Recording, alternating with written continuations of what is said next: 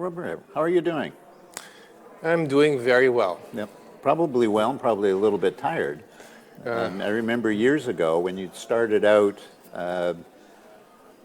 started your CRO, I thought it was a risky adventure because there was a lot of competition and it's not easy to build a structure. And then over the last few years, you've transformed it from being almost like a regional concern to an international concern. So I'd be interested in knowing just how did you do this? What kind of vision do you have for your company? So that's an interesting question. So you're right, we started small. In fact, I started as an academic researcher, doing a little bit of clinical research and some translational research. I've incorporated Innovaderm now about 23 years ago. Started as a clinical research site, eventually started to get into CRO activities with cosmetic studies at first, very early phase studies with topical drugs, and then entering the phase 1B, the phase 2s, and now we are the largest dermatology-focused CRO, and we are involved in managing phase 2, phase 3s in North America, Europe, and we can also offer the possibility of going beyond. So our vision is to be the leader CRO in dermatology and rheumatology. And rheumatology? Yes, in rheumatology. Interesting. So we've started to become active in rheumatology studies. As you know, many of the targets in dermatology are similar to rheumatology. Yeah. Many of the drugs that we use in dermatology are also used or studied in rheumatology. And in order to become a CRO active in rheumatology, you need to have a certain size. You cannot do this if you offer one country. Rheumatology studies are always very difficult to recruit. Yeah. And with the size that we're at now, we think that we could be an interesting partner for companies developing rheumatology drugs. Very good. A lot of fun. Yeah. So we'll be working with your rheumatology sites maybe in the future. When I started to get involved in clinical research, you were already active in clinical research, but not at the size and magnitude of what I see today. Well, to be honest, it was almost a selfish adventure because when I started doing trials 30 some years ago, it was a relatively simple process. So I believe I was the first one to say we need to have source worksheets so that we can have a standardized way of capturing the data, ensuring that we have consistent, clear, superlative capture of the data. And within a couple of years, it became very apparent that it was becoming a much more complex environment. So the contracts were much more convoluted. The budgeting process was a pain in the neck. Trying to collect on payments, even from CROs, becomes a challenge, right? And so the idea was to find a platform that would actually serve to be cost sharing. And from that, after a few models, evolved what is now Probity. And that model has served very well. It's allowed me to engage in many more studies than I even would have possibly considered. And it's also given opportunity for many others. So we've mapped that whole process now, not just in dermatology, but we also support other indications. In fact, the model can support anything. And we work, as you know, North America. We have some sites in South America and Australia. So, and our objective is to really provide I'll say a repertoire of experienced, competent clinical trialists who can not only recruit effectively, but maintain a high standard of technical and clinical quality. And so far, so good. Yeah. This is key in clinical research, quality and recruitment. When you have both, you're usually okay. If one is missing, sponsor and CROs are in trouble. Yes, and that's, I think that's going to be increasingly a challenge because we have a very dynamic population and getting access to the population is more difficult. And so I think there needs to be a very close, harmonious relationship between the sites and the CROs. Because if you don't have that clear communication and I'd say a commonality of purpose, then you start fighting one another rather than making it a cooperative venture. And we're all after the same thing. So I've known you long enough to know you are just looking for better treatments for patients.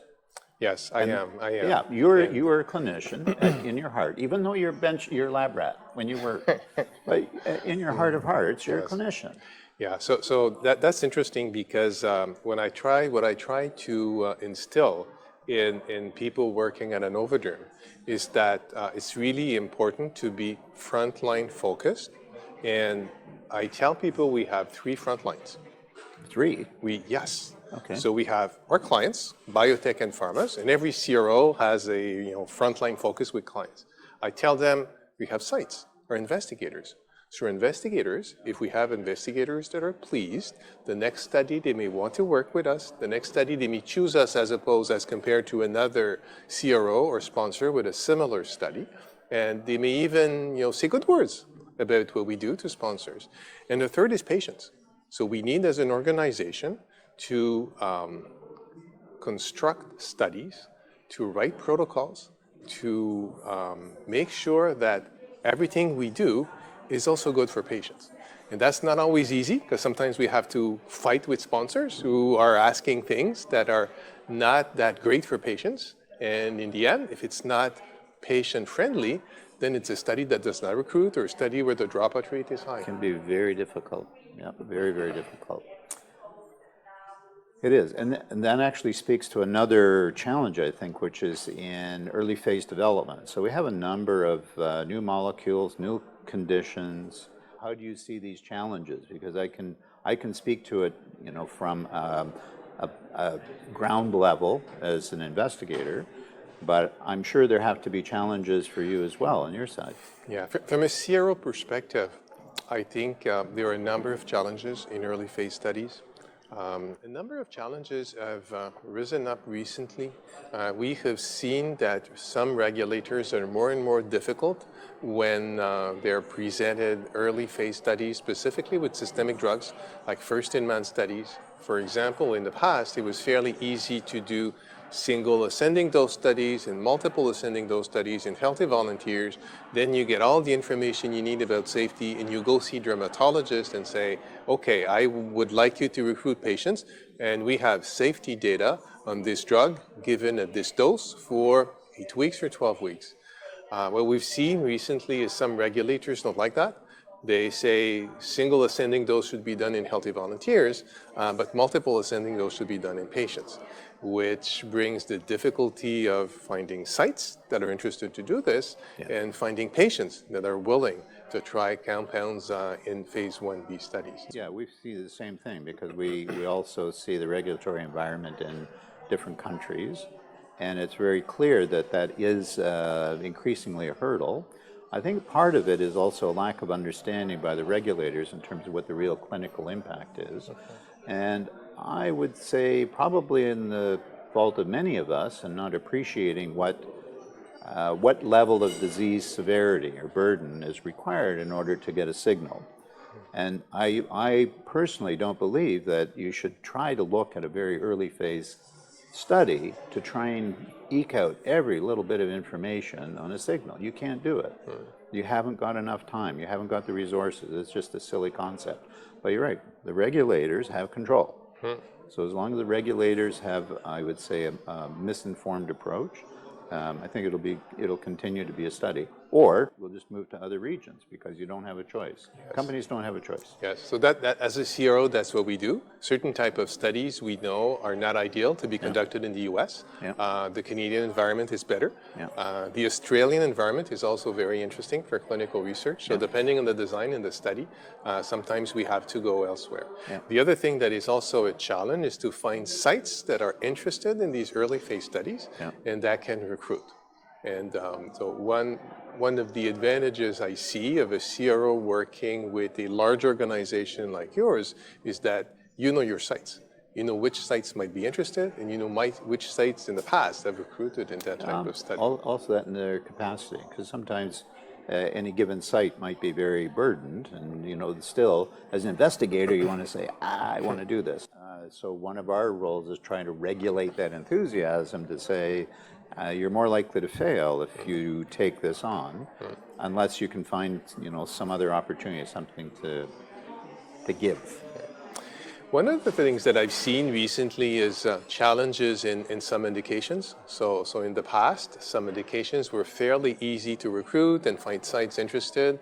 Nowadays, there are indications that are very, very busy in clinical research. For example, atopic dermatitis. Yeah. So what's your take on this? What would you suggest is the best approach for a study in atopic dermatitis in terms of finding good sites?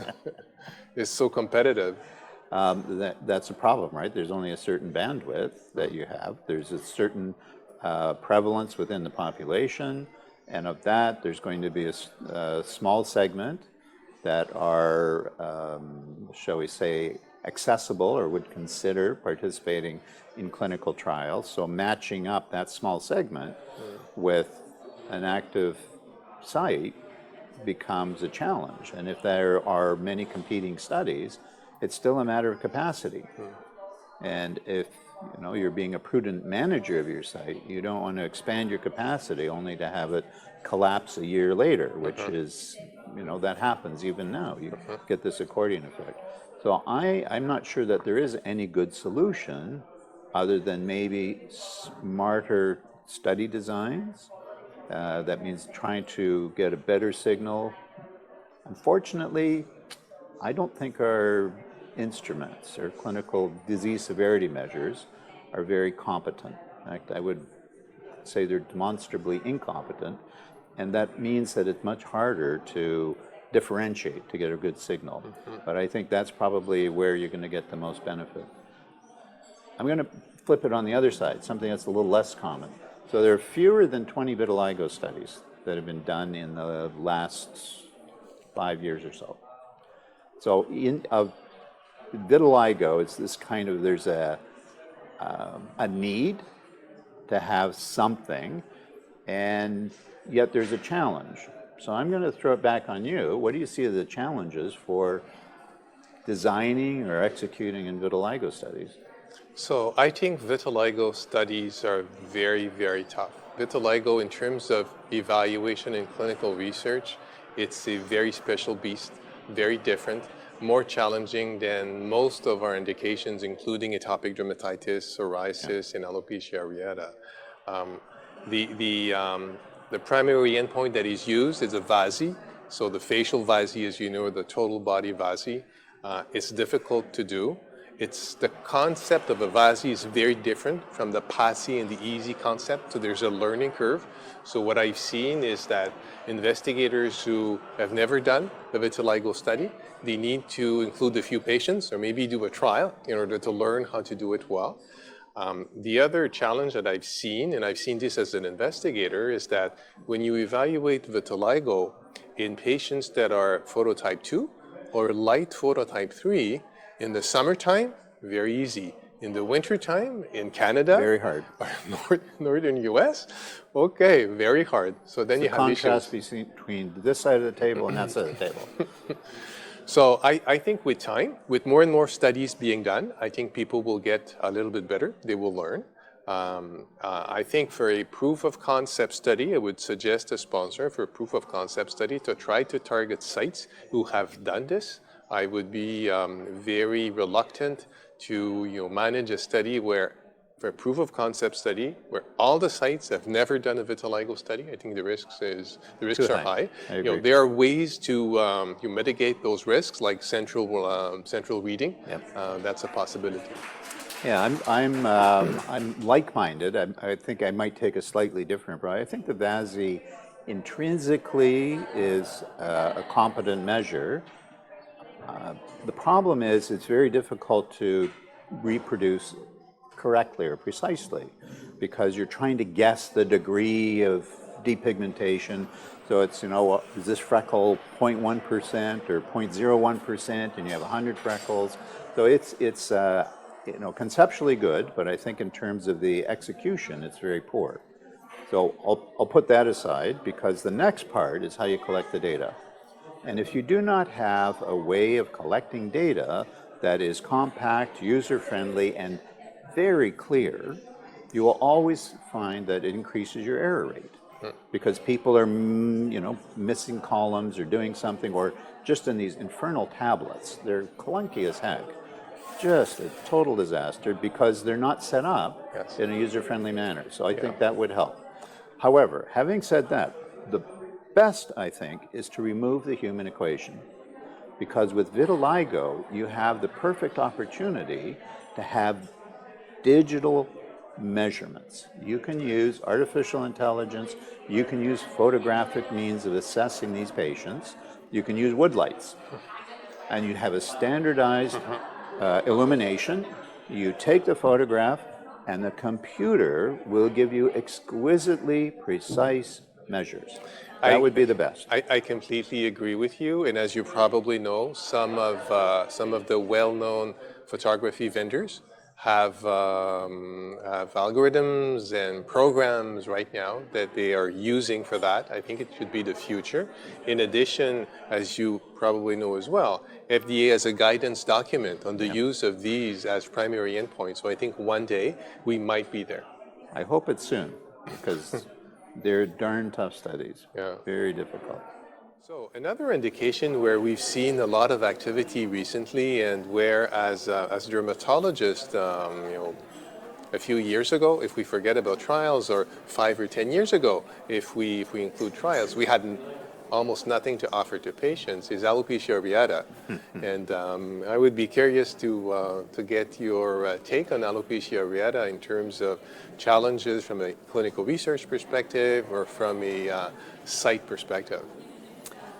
Well, I think alopecia areata suffers some of the same problems that we experience when we're looking at vitiligo in terms of hair density. I think the other situation we're facing is those of us who are experiencing, hormonally related or genetically related hair loss, it serves as a confounder. And you do not know a priori what the situation is. So it's only after the fact, and you can't go backwards on your scoring system. So I think we need to be more mindful of learning how to make, I'll say, retroactive adjustments, because there's certain scores that are going to be limited just because you started with an assumption that is totally erroneous, and we're looking at relative changes. Yes. So I would say we need to be more mindful of that. How that would ever fly with the regulators, I don't know, but I think that's something that needs to be done. From a clinician's perspective, I think it's great because it's the first time ever that we have something that is reasonable, consistent in producing results. So we don't have persistence yet. So withdraw the treatment, often we get loss again. But we've made more strides in the last 2 decades, or last 5 years, than we had in the previous 5 decades. I think we've made big strides, and I think we'll probably make even greater strides in the near future. I hope so. I trust that you will do everything in your power to make it happen. One of the things that I've seen, though, in alopecia areata recently is, as opposed to what we see in atopic dermatitis and psoriasis, some sponsors are playing with the inclusion criteria. In the past, we had, it was SALT 50 to 100.